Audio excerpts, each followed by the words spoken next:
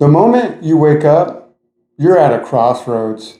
You're either falling back to your past or you're performing the morning pivot. Most people, they let the world dictate their mood. The second they get out of bed, they're grabbing that phone. Well, all that changes starting today. The pivot, it's a conscious shift in your frequency.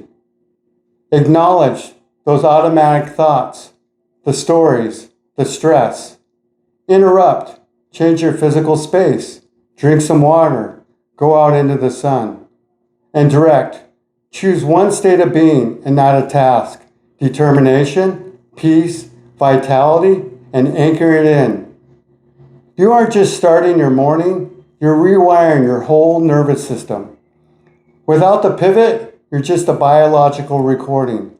But with the pivot, you're the architect of your life. Stop waiting for a good day and go create one. Set the tone, hold the frequency, and let the world move for you. Own your morning. If you're ready to pivot in the morning, put that answer down below in the comments. And if you're ready to become the architect of your life, hit that subscribe button